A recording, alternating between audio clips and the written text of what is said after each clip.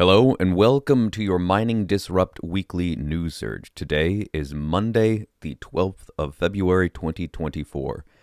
2024 is going to go down as the year of Olympic-sized tug-of-war between two parties. And I'm not going to tell you exactly who those two parties in the Bitcoin space are. I want you to try and figure it out as I go through this. And remember, coming up later this year is the Mining Disrupt Conference down in Miami, Florida, happening June 24th through the 26th. You can get your tickets to that by scanning this QR code right down over there and get all set up. And I'm going to give you a real good reason why this year, above maybe any other year before, is why you might want to get into the mining space if you have even the remotest interest. I'm going to be explaining that down later in the video. From Business Insider, we've got Bitcoin's sudden rebound keeps the 100,000 threshold in reach by year end, Standard Chartered says. Standard Chartered is a multinational bank, and they have right over here, right near the top of my head, revenue $16.32 billion in 2022. The reason I mention that is because when Standard Chartered talks about money, they might know a thing or two. So let's continue. Bitcoin could still reach 100,000 by the end of 2024 after rallying this week, Standard Chartered said.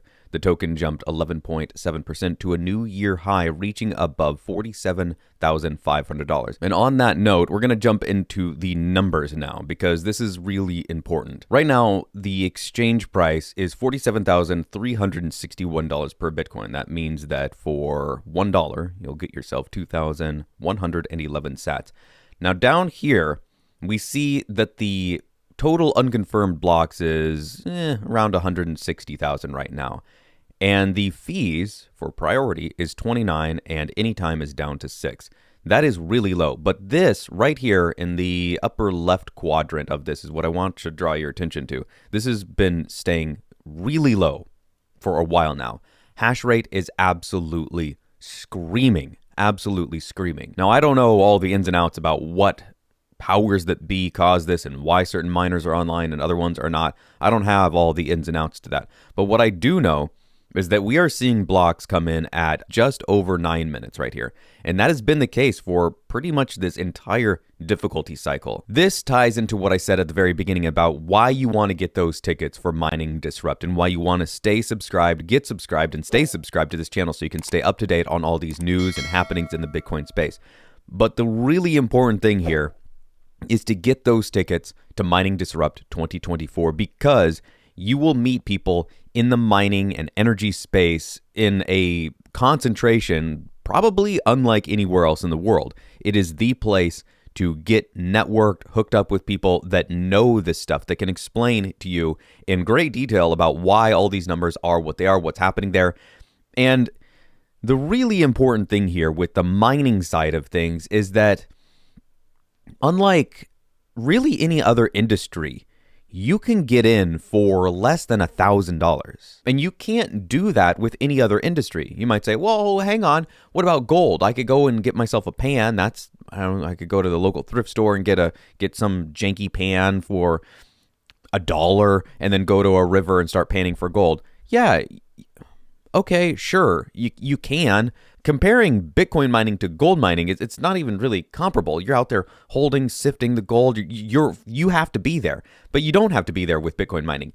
And this is why it is so important, if you're even remotely interested, to get those tickets to Mining Disrupt and get started mining. And that way you could be making the profits of this absolutely mind-bogglingly growing asset class. Just in, the top 5 spot Bitcoin ETFs now own a combined 195,862 Bitcoin, just a little shy of 200,000 Bitcoin, worth over 9.3 billion. 5 ETFs that have these massive numbers coming in because they've got people that have pension funds, they've got people that have investments, they've got people that are just interested on a local business level, whatever it is, that are putting 100,000, 50,000, a million. Let's just do that. Let's get some here. Let me get, let's put 0.5% of my portfolio into that.